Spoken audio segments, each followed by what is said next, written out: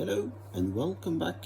Today I will show you how you can replace the automatic transmission fluid on the Rover 75 and MG ZD. This goes for every versions except those with V8 engines that has a completely different transmission. Now this this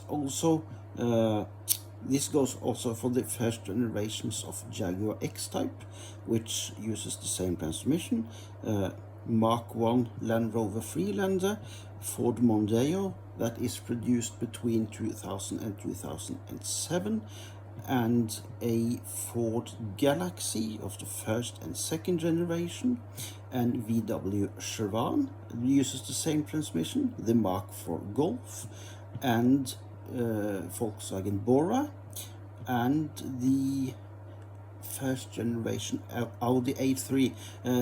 For the VW range cars, this goes only with I think 1.8 liter turbo and VR6 models, if I remember correctly. But if you type in JATCO JF506E on Google, you can see which cars this transmission has been applied to, because there are several. It's not just the 75 and ZD. But anyway, first note before we get started, this transmission doesn't have a serviceable filter that is easily accessible behind the oil pan or anything like that. The oil filter on this transmission are inside the transmission, so you can only access it when you take the transmission completely out of the car and remove the torque converter and the torque converter housing.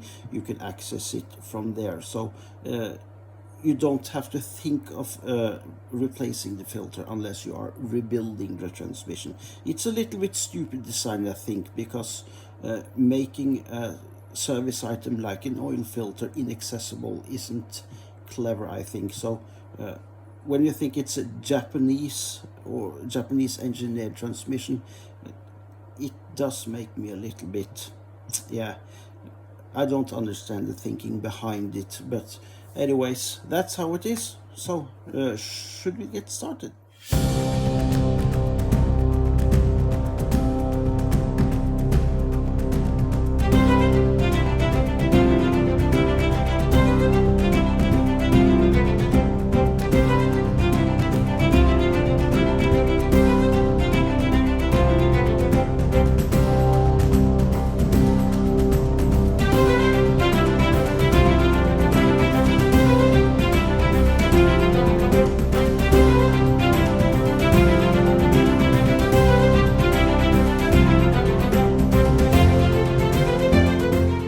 First, I start with loosening the clamp on the air duct where it is connected to the throttle body.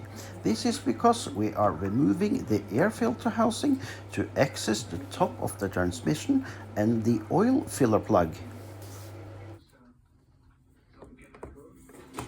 When it's loose enough, you just take a firm grip on the air filter housing on the backside and pull it up. Then you get it out of the grommets. And because this car has a V6 engine, it also have a breather hose that goes in on the top of the throttle body, so just pull that out. It isn't a clamp on it or anything. Now we can just lift the air filter housing out of the way. Now I just pull the heater matrix hose a little bit out of the way, and you can see the filler plug here, and it's just pulling it up because it's just held in place with a couple of O-rings. And now let's get underneath the car. And here you can see the underside of the transmission, and there is the drain plug. And as you can see, there are no oil pan underneath these transmissions, but you have a cover in front of the transmission there that you can remove to access the solenoids and such. But now let's loosen the drain plug, and you will need a 24mm socket to loosen that.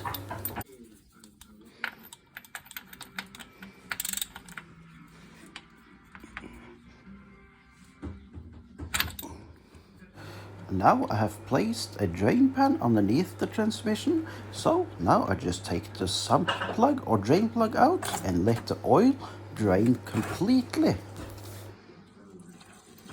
Now, when ATF fluid is new, it has a bright red color, but as you see here, this is like coffee brown, which is definitely a sign that it's due for replacing.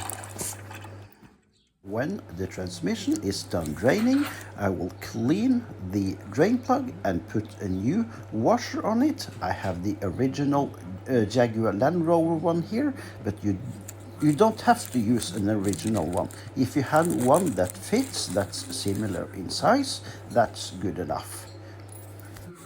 But I will fill in the part number on the washer in the description down below, just in case.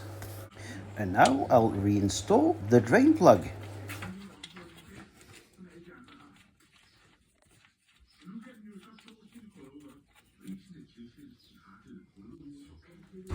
Now, when you're going to tighten the drain plug, don't tighten it much because the housing is aluminium and you can easily ruin the threads. So 15 to 20 Newton meters are more than enough. Now I spray with some brake cleaner to get off any oil spillage. And now I will pour the old transmission fluid over in an empty 5-liter can that I have here with volume indicator on the side of it. In that way I can see precisely how much transmission fluid I need to put back again in the transmission.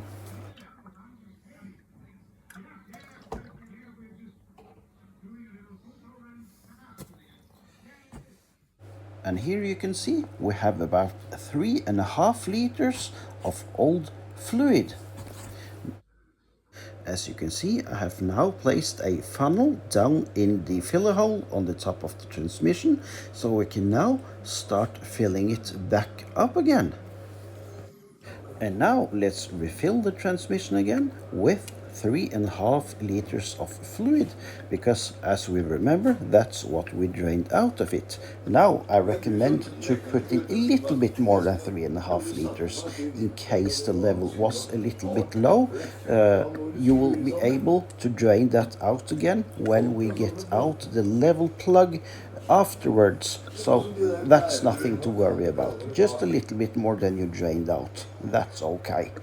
Now it is a good idea to stop a couple of times under the process of filling up again, because it is a level indicator on the side of this oil can. So you fill till you have just beneath 1.5 liters left in the container.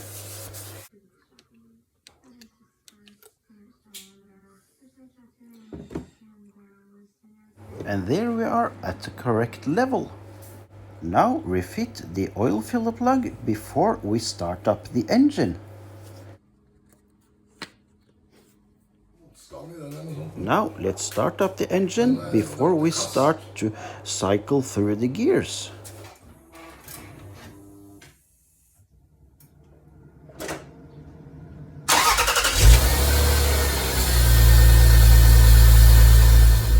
Now let's cycle through all of the gears, and remember, leave it in each gear for at least 5 seconds before you change into the next one.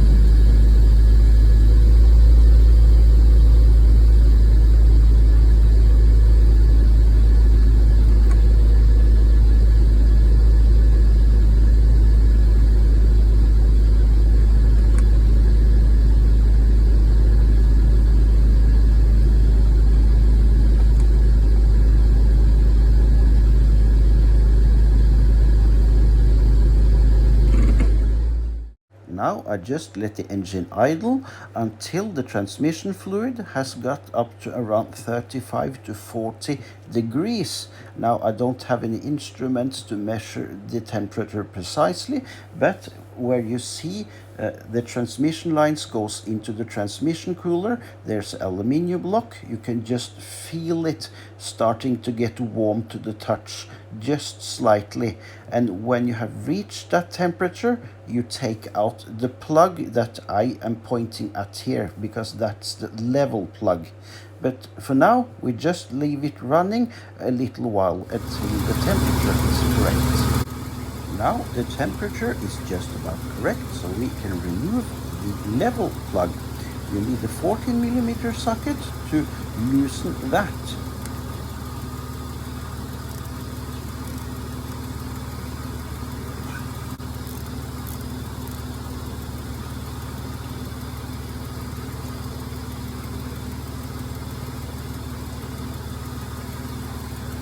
As you can see here, only a few drips are coming out, which means we are pretty correct level-wise.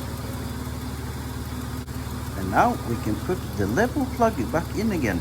But remember, when you tighten that, you have to be very, very careful, because the threads in the transmission casing are very weak. So 8 Newton meters, no more than that. And when that's done, we can get up and get the air filter housing back in again, and you are done.